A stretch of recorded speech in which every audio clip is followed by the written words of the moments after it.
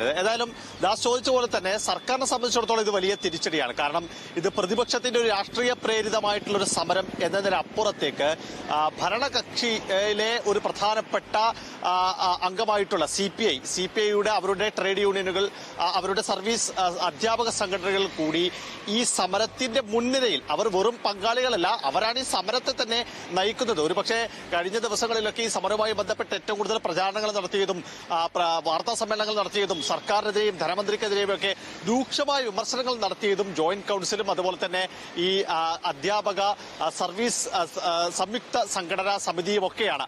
അപ്പോൾ അവർ ഉന്നയിക്കുന്ന ഈ ആരോപണങ്ങൾ അതും വളരെ ധിക്കാരത്തോടെ തൊഴിലാളികളുടെ അവകാശങ്ങൾ പൂർണ്ണമായും കവർന്നെടുക്കുന്ന ഒരു സർക്കാരായി ഇത് മാറി എന്നൊക്കെയുള്ള ഒരു വിമർശനമാണ് അവർ മുന്നോട്ട് വെക്കുന്നത്. അതുകൊണ്ട് തന്നെ അവർ ഈ സമരത്തിന്റെ ഭാഗമാണ് എന്നുള്ളത് തന്നെയാണ് സർക്കാരിനെ സംബന്ധിച്ചിടത്തോളം രാഷ്ട്രീയമായി ഇത് വലിയ തിരിച്ചടിയാകുന്നത്.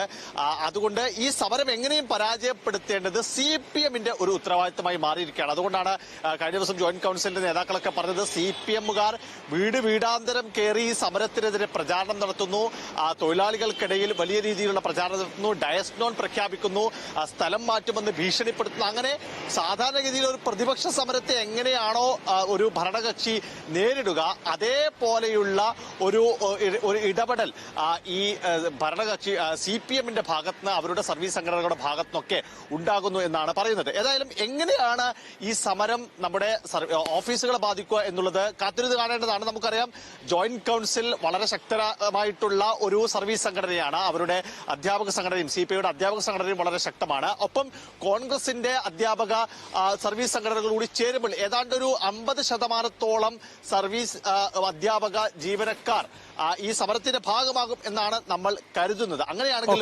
ഭാഗികമായി എല്ലാ സർക്കാർ ഓഫീസുകളെയും ബാധിക്കുന്ന തരത്തിലേക്ക് ഈ സമരം വളർന്നു വരും എന്നാണ് നമുക്ക് മനസ്സിലാക്കാൻ കഴിയുന്നത്. പ്രത്യേകിച്ച് ദാസ് നേരത്തെ ചൂണ്ടിക്കാണിച്ച പോലെ റവന്യൂ ഓഫീസുകൾ, വില്ലേജ് ഓഫീസ് തൊട്ട് കളക്ടറേറ്റ് വരെയുള്ള ആ റവന്യൂ ഓഫീസുകളിൽ വലിയ തോതിൽ ഇത് ബാധിക്കും. കാരണം അവിടെ ജോയിന്റ് കൌൺസിലിന് വളരെ ശക്തമായിട്ടുള്ള ഒരു സ്വാധീനമുണ്ട്.